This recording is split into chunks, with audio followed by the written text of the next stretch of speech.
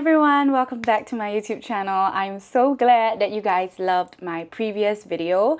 It was a gamble for me because I didn't know if that kind of content was something that people would be open to listening to, and I'm so glad that you guys really liked it. It took me a lot because in the beginning I always wanted to create a very nice persona over my branding, over my name, over everything that I've worked on. I originally planned to have it like really perfect looking, but halfway through I had a content burnout and I just realized, like, you know what, I'm gifted at yapping, so why not yap? So I'm so glad that you guys love that, because from now on I would really focus more on doing videos like that.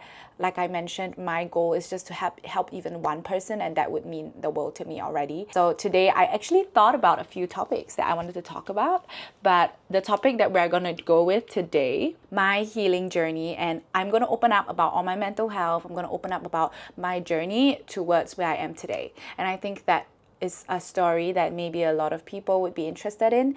And if you are, please stay tuned, and also please subscribe. I'm trying to upload weekly, so again, all my videos here, they don't have a script, it's just me yapping. So for the people that are new here, I'm going to give a brief introduction. I'm Cheryl, I'm 23, I'm a single mother, and I have a 18-month-old daughter. And I'm Malaysian, but I live in Singapore, I work in Singapore. I'm very thankful. I get to work in a beautiful country, and I go home almost every weekend, and I'm traveling a lot. So excuse my bad face because I just woke up and I wanted to create some content, so that's why we're here today. All right, let's go. Actually, a few questions that people always ask me is, oh, how are you always so strong? How do you take yourself out of being in such a lost position? Like, I met a girlfriend of mine the other day and she asked me, like, how do you do it? And to be very honest, I always say the same thing. It's not me, it's God. Like, I have never been the one who brought myself out of that situation. Yes, I am my own person, but it's all glory to God. Like, that's another video that I'll be talking about how I rebuilt my relationship with God, because I grew up a Christian girl. I go to church every Sunday. You know, I was baptized when I was 12, but I didn't grow up like living a normal life, and I didn't grow up having normal people experiences. Like, I started clubbing really young, I met a wrong group of friends really young, I got pregnant really young. I really thank God that at least I finished my uni, because that was a game changer for me. And you know, at least I know I have the security that I went to school, and I'm very grateful because my parents convinced me to stay in school, although I wanted to drop out at one point. Like, that's also another story for another day. But in my healing, I think like the biggest factors and trauma points of my life, I up till very recently did not process. And if you're asking about healing, I think the biggest misconception is that healing isn't a destination. It really is a journey. Like, even though today I am better, I'm doing better, I'm financially, mentally, everything better, it doesn't take away and discount the fact that healing is a journey, and I am still healing as I breathe every day. You know, I think for me, I would say I categorize my life into phases. So I'm going to share a little bit on my uni days life. Like in my previous video, I shared about, you know, how I went to uni, but I didn't really get into detail. I mean, I talked a bit about my gambling, but I didn't really go into detail. Like, during that point of my life, I guess I was in a phase of my life where I was young, I was naive, I wanted to grow, I wanted to buy that designer bag that I saw in the store. Did I really need it? No. But like, if you ask me today, do I really still want it? Not really. You know, it's at that point of my life, I always thought healing was being financially free and financially capable, because that time I lost all my money, right? So when I lost all my money and I had to earn my money again, obviously the number one thing in my mind was that money changes things, correct? And then I would categorize my next phase of my life was when I went to America. Because when I went to America, I adapted a whole new personality there, which until today I'm so thankful for. Like, I met some really good people there, and I'm very thankful because the lessons I learned there is crazy. Like, one YouTuber actually said this to me before, and it stays with me till today. The right intentions will always take you to the right places. And I guess that phase of my life, like America, living in LA, was a phase of my life where I felt like I was a free bird. You know, I wasn't really financially struggling because at the time I was earning okay money with like crypto and stuff. So I had the freedom to do music. In case you guys don't know, I do make music and I love making music. And I think at that time I was, you know, surrounded by really free and very hardworking, creative people. That's why I became very creative. But if you ask me, did I manage to process my feelings from Melbourne to LA? I would say no. I was always a person to run away from problems. And this is where my third phase comes in, where I moved back to Singapore. So when I moved back to Singapore, for a moment, I was living in my party girl, party girl era. And then after that, when I got pregnant, I think a part of my emotions and my hormones weren't at its best, and I lost friendships and I lost people in my life who, I've known for years. And during that time, I think that was the time that impacted me the most, that caused me to just shut down as a human being. So I'm gonna go into that phase, like share a little bit with you guys, because this one also relates to friendships and why people leave, right? So I'm sweating. Okay, so during that point of my life, right, I did not process anything. Like, keep in mind, I got engaged. A month later, I found out I was pregnant. That was the last thing on my mind that would actually occur in that year. But it was also the best thing that happened to me, right? So at that time, because I was so unhealed, like my life was literally jumping around different countries. I was changing friend groups. I moved back here and I had a friend group, obviously, and we were super close. Like, all of us were really close, and I was very thankful for them. Like, until today, I'm very thankful for the people that were in my life at the time, although they are not in my life anymore. Until today, I'm still very confused. But regardless of that, let's not go into there. At one point, guys, I kid you not, I'm gonna say this, and this one requires a whole freaking story time. So maybe the next video would be this, but in this friendship group, there was a point of my life where, at a point of this phase where I felt, not friendship group, in this phase of my life, there was a point of my life where I swear I was freaking possessed, okay? I was possessed by this girl, okay? And I did not even know I was possessed until I went to church. And that's how I started going back to God, because I was saying things that weren't even me. Apparently, when I look back now, I don't even recall being that way. And keep in mind, I was pregnant at the time too. My emotions were everywhere. So again, this is why we go back to the pointer in the first video that I posted, that your friendship circle is really who you are. Because at one point of this phase, I was possessed. Okay, I was possessed, and I don't know why, but I felt certain things were more important than my mental sanity. And whenever I tell people this story, they are like, yo, I'm like, yeah, because nothing really adds up. Like, I wasn't healing. I wasn't becoming a better person.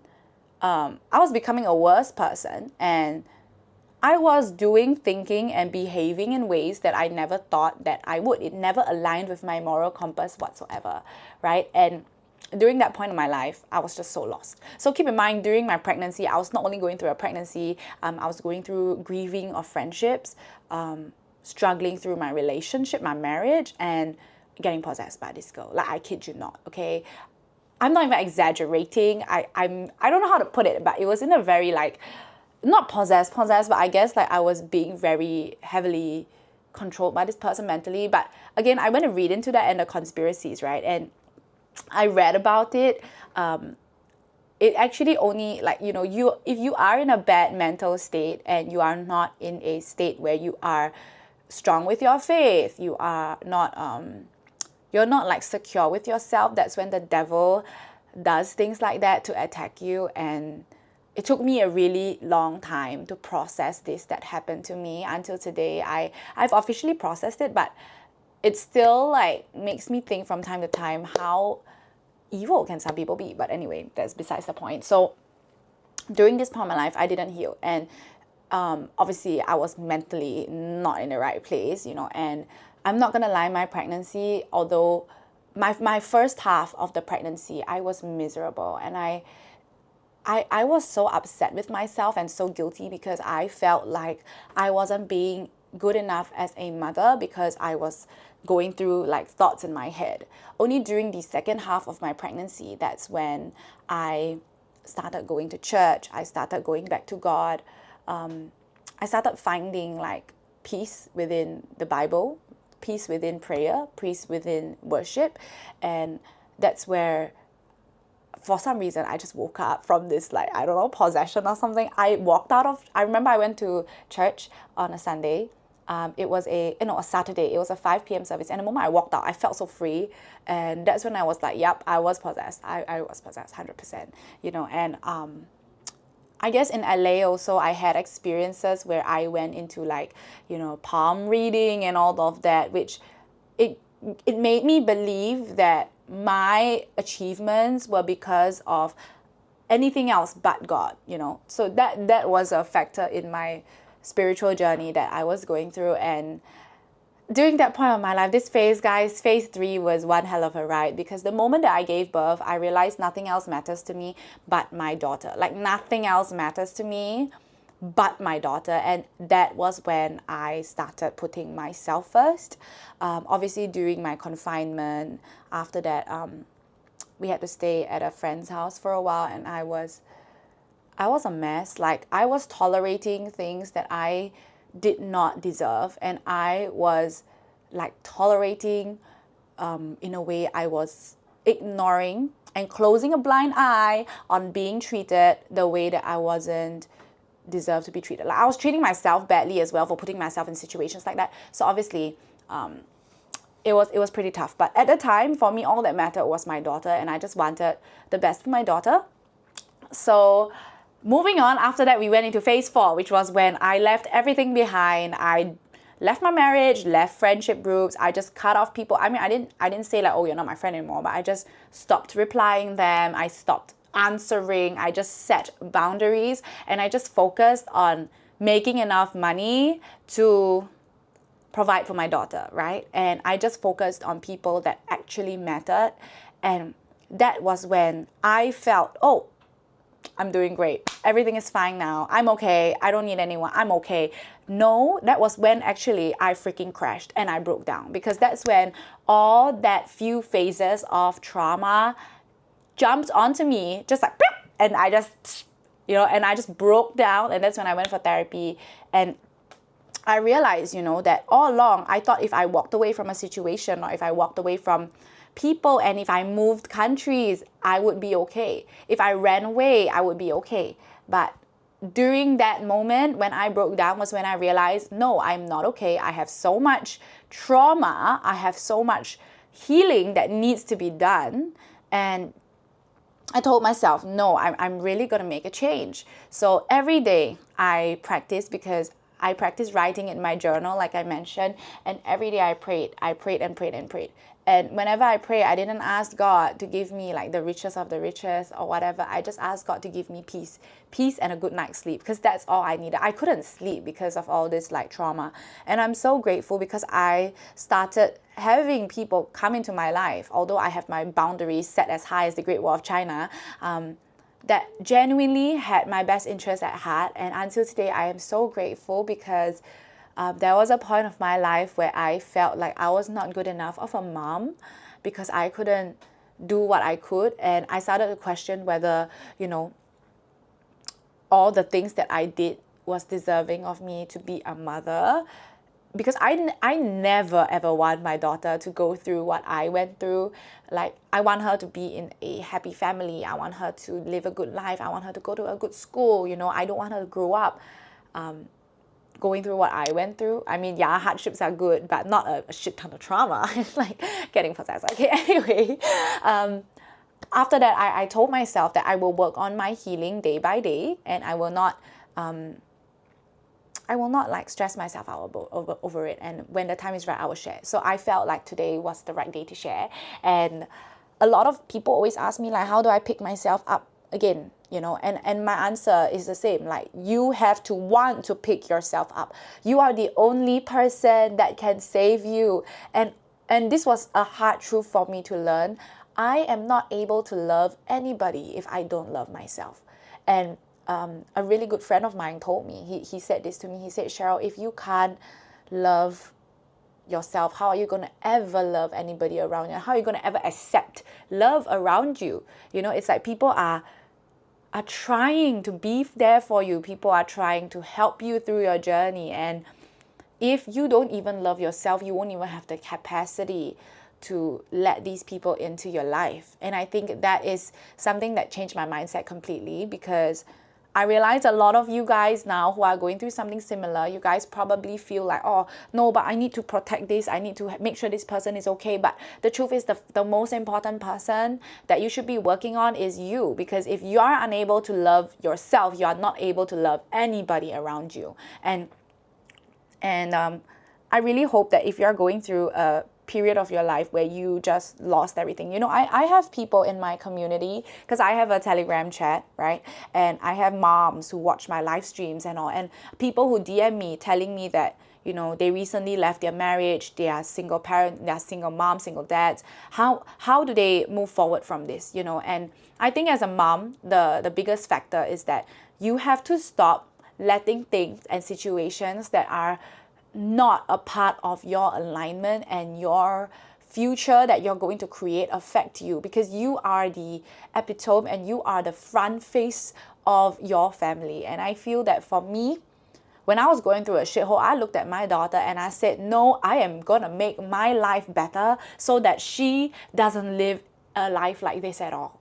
You know, and I have so many moms who reach out to me and they're like, oh, but how like how do you start, how do you start live streaming, how do you start that, how do you even start working? First of all, you got to be in the best mindset. Even if you're not in the best mindset, you have to at least try and want to be better. And the first person that you should take care of is you, not anyone else. It should be you, you know. So during healing, I always feel that like healing is really, really not a destination, guys. It's really a journey. Like until today, I am still healing. Although, yes, I thank God that I'm doing a lot mentally better. I'm doing a lot financially better. I'm doing a lot creatively better.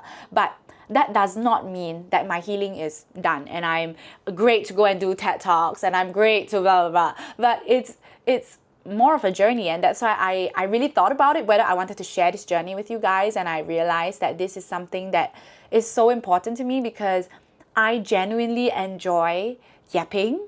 And my story, if I'm able to even help a person today, I hope that this video helped you. I know it's a really long video, but I hope this video helped you.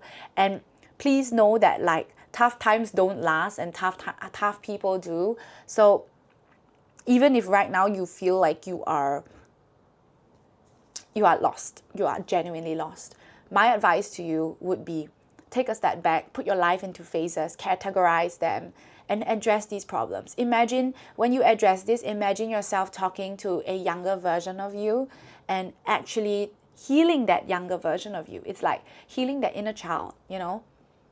And do it for you. Your intention should always be do it for you, because then you'll be able to accept other people's love. You'll be able to accept good things because you are a good person, you know? And please don't hesitate to reach out if you need help. My comments, my DMs, my Telegram chat, they are always open to being a listening ear. I know it's not easy, but I promise you guys it's worth it. So yeah, this was 20 minutes of yapping. So I hope that this video helped you, and I hope that you guys enjoyed this video. I hope that it's something that will be able to at least help a person. So thank you everyone for watching, and I'll see y'all in the next one. Please remember to subscribe and also comment below if you have any questions as well, like things that I can possibly help answer and yap about. So thank you all for watching, and I'll see y'all in the next one. Bye!